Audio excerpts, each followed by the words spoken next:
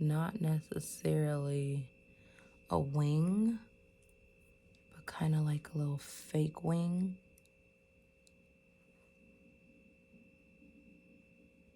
It's not clean at all. Okay, makeup crew, let's go. Greetings, goddesses, gods, guides, fairies, and everything in between. It is me, your girl, S Goddess Joe. And if you are new here, welcome, welcome. I hope you find peace here. And if you are returning, welcome back. I have my lemon water because you know your girl gets parched. But I hope you have your snacks, your drinks, because we're getting right into the 4 ways or the 4 things you can do to remember who you are. Especially if you're new here, I'm just going to make this disclaimer. I talk a lot about incarnates, and I don't think I've actually defined it. So basically you are in human form, a descendant, or not even a descendant, just in human form. You have come back. You were once a god or a goddess, a deity, African deity, of the Anunnaki, even of different cultures, the Aztecs. You have all of the tales, the stories that are mythical. You have actually come back to fulfill some sort of mission or prophecy. Some people just come back to roam the land, but you have this feeling, and you wanna run to it. You want to. It's all a part of your life purpose. What am I here for? What's my mission? And yes, if you are an incarnate, you just came back in human form. So that's just getting that out of the way. But I did mention run toward that feeling, which leads us into really step or thing 1. I don't know. Number 1, definitely run toward that feeling when you are in that environment of, excuse me, you feel most comfortable, or I should say where you feel most comfortable, and you feel like this place has jogged a memory. Go back there. Some people have visions when they go to certain areas, like a park, and they see different type of trees, or if you've gone on vacation in another state and you're like, this is crazy, like, why do I feel a sense of nostalgia or a deep rooted connection to this area?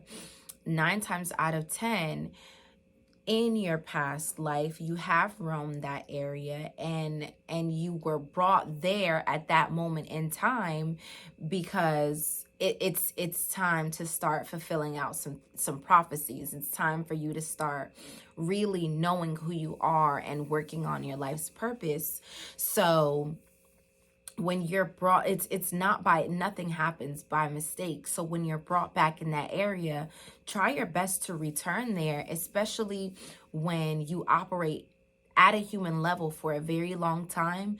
Try and go back to that place where you felt your higher self.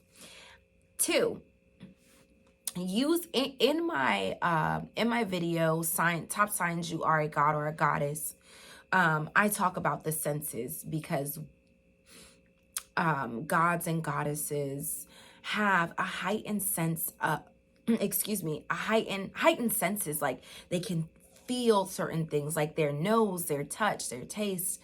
It's all at a higher level. So use your senses. Use that familiar smell. Like, I have a perfume that is literally my favorite perfume. I don't know how I ran into it. And of course, you might think like, oh, perfume is meant to smell good. No, I remember this smell. And it smells like that is something that I was around before. Same with taste. If you have a certain type of palate, consume those foods that make you remember who you are. You start to have when you have those actual physical connections, that touch, taste, smell, even your sense of hearing. When you start having those actual physical connections, you can honestly you can have visions and visualize the past, or who you were before, what you were doing in that moment when that first smell or taste was introduced to you. 3, on your birthday, do a ritual. So whenever your birthday comes around, that's you were born on that day for a reason. Not to necessarily say your God or your goddess or your spirit, your deity, you was actually born on that day, but you were born on that day for a reason. And sometimes it was a big event. Research the events on your birthdays just to see what actually happened possibly in the past. Research some almanacs, and you might find really good information on who you were. And just doing a ritual, an actual ritual on your birthday, you can each year you get more connected. You can actually, from that alone, you can actually remember, like, okay, if there was ever any question about who you were, doing the rituals and getting stronger every year, you'll be like, okay, I know what I'm here to do. I know who I am. Even if you're here to just make the world your oyster, it'll be very clear because of what you're doing on your birthday. And yeah, anything associated with your birthday, where the stars aligned, your different houses, just do research on those things. And it'll also help you with your rituals, you know, learning more about your birthstone and how to actually learn how to actually do a proper ritual and give yourself flowers, like my last video, but also offerings. Give offerings on your birthday to who you believe you truly are an incarnate of. And last but not least, this is the top one, doing dream work. And now doing dream work is not necessarily a wham bam done thing. This dream work is probably the hardest thing to master for a lot of people if they have not been doing this for a while.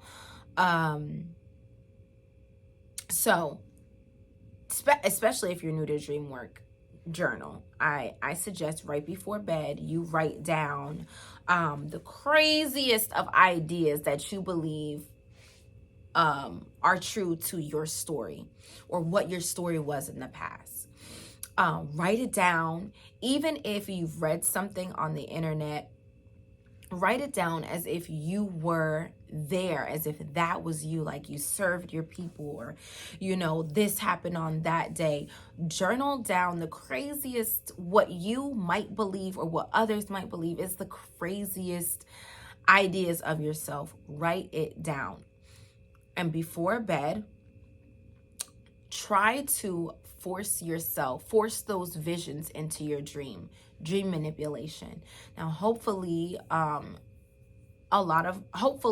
most of my subscribers at this point have mastered dream manipulation, but even if not, it's time to start, because that's where most things happen.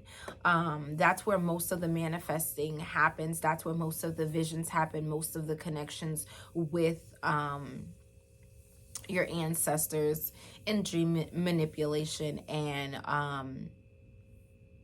learning how to get the answers that you need and the clarity that you need.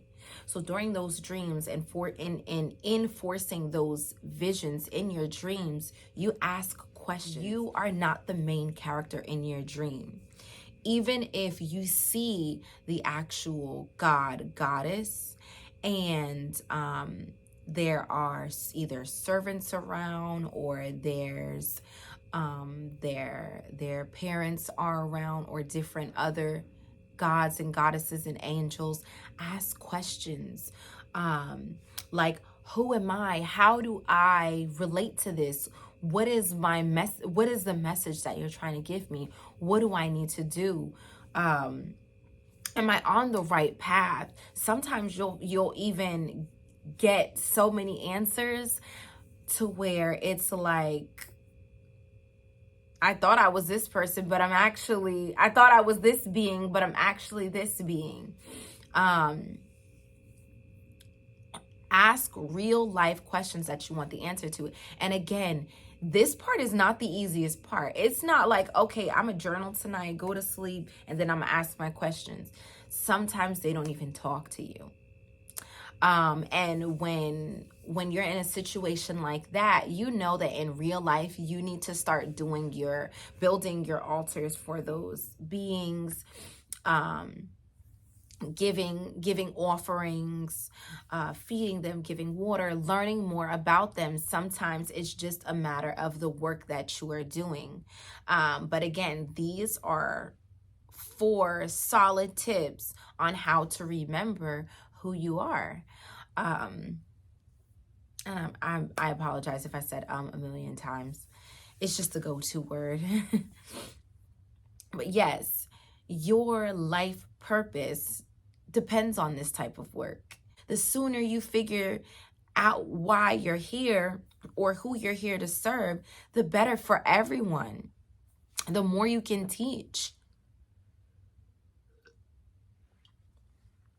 Excuse me. The more you can teach your offsprings.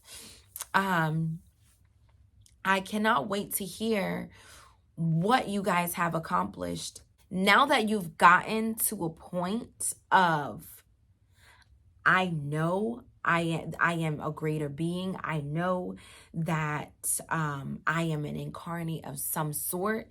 Let's work on the steps on figuring out and remembering who you are. Much peace, much blessings, much abundance. I pray that you all enjoyed this clip.